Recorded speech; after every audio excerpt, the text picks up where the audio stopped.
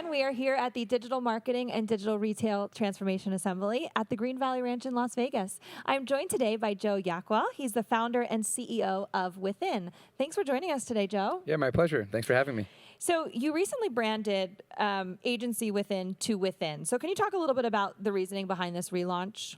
Yeah, absolutely. So for us, this is something that really isn't necessarily new in terms of the positioning of our company, in that we've always been this kind of different partner to the clients that we work with than what's typically found in the agency environment.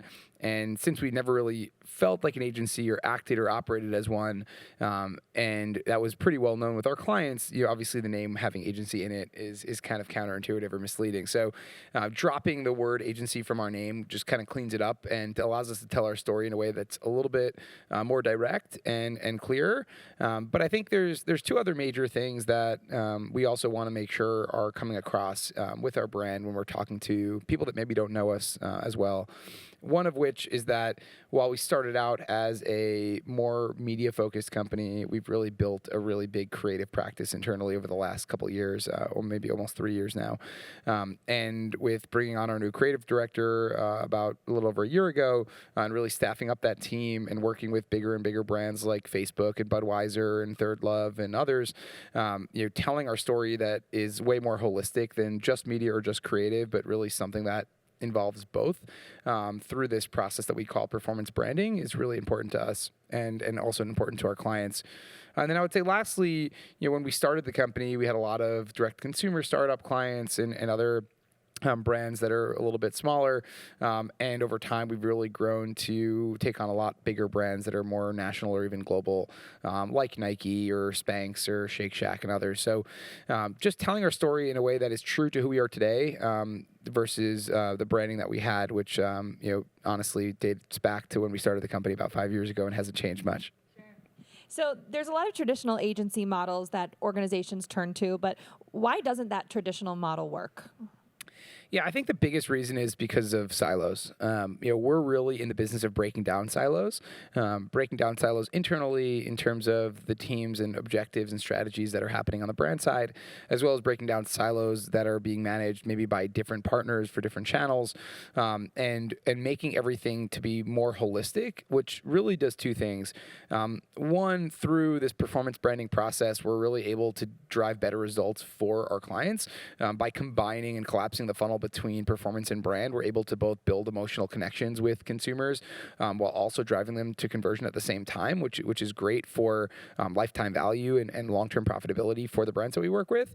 But it's also a better user experience. And it's weird in today's day and age when you get one ad on one channel, let's say like TV, from a brand that's all kind of pie in the sky branding and doesn't really have a lot of product focus.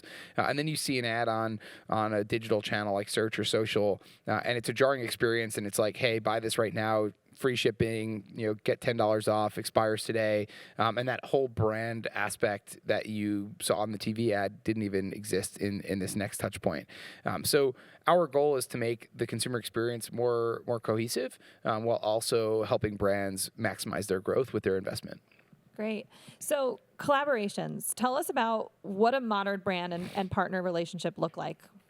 Yeah, I think the partnership that we have with Shake Shack, partnership that we have with Trade Coffee are two great examples of maybe kind of the most modern version of what a relationship could look like, where it involves a true hybrid relationship between existing as a partner, which we always have for both of those brands, but then more recently adding in-house talent to that support system.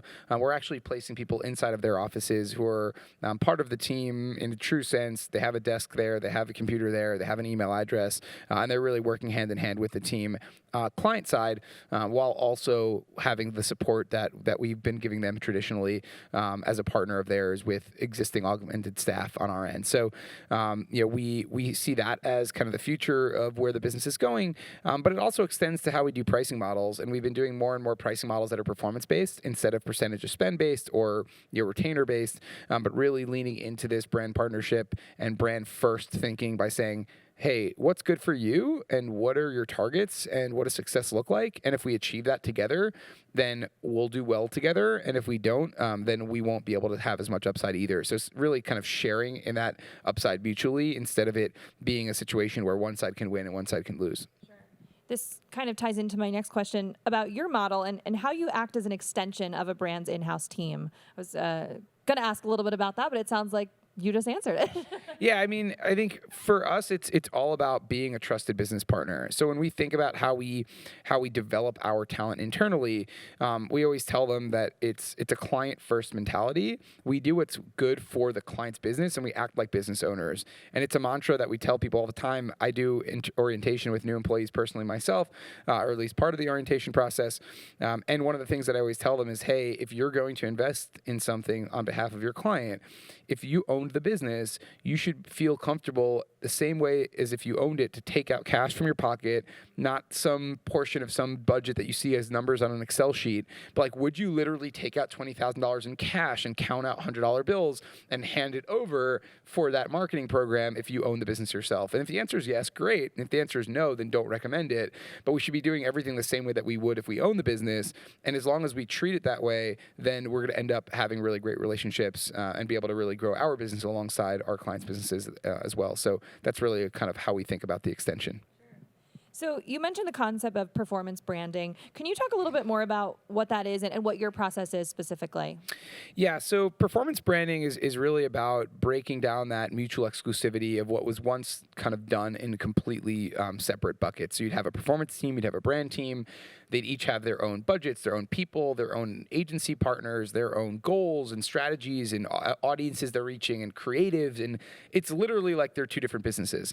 And it really makes no sense. We were talking yesterday during my presentation. I asked the audience, what percentage of you, or raise your hand if your business is really here for long-term profitability, and got almost everyone raised their hand. And then I asked, raise your hand if long-term profitability is a metric in your marketing program or in your weekly reports or your quarterly business reviews, and almost no one raised their hand. And not having that alignment is a huge problem. And how can you possibly do what's best for the business from the marketing side if the literal goal that you're optimizing to is not the same as what the company's goal is? So for us, performance branding is really taking that objective from the company and pushing that through every aspect of their marketing program. Whether it's a brand initiative or a performance initiative, everything is measurable in some way, shape, or form. And if we're doing everything aligning back to what's best for long-term profitability, then every decision that we make on behalf of that company will be for the right reasons. So for us, performance branding is a 5-step process. It starts with lifetime value, really understanding the differences in value of these different audience segments, followed by developing a channel strategy. So now that we know who we're reaching and what they're worth to us, where are those people going to be? What platforms are they on? And based on those platforms, what do we want to say to them? And then developing that content itself. So actually creating that video content or even landing page, long form content, so that we're serving that message to those audiences that in a way that's platform right and audience right. And then lastly, the 2 steps being attribution, measuring all of these impacts and understanding what's incremental to the business, going into the last step of then using that attribution data to do real-time bidding and move money in real time based on what's performing best. Great. So we're happy to have you back at another one of our assemblies, and I'm curious what you have found to be the benefits of attending these smaller Millennium Alliance assemblies. Yeah, I mean, I think it's always great to just meet interesting people that are at different types of companies. It's a pretty good mix of different types of brands and different types of companies, both in size and industry vertical, and really just learn from other people about how they're accomplishing their goals or going up against challenges that they face in the industry. Some of us have the same challenges. Some of us have very different ones. And I think that's what creates a better learning environment when you might have the expertise that somebody else doesn't, or vice versa, and everyone can share and learn from each other, which I think is really obvious at an event like this. Well, thank you so much, Joe, for being here, and we hope to see you again soon. Our pleasure. Thanks for having us. Thanks.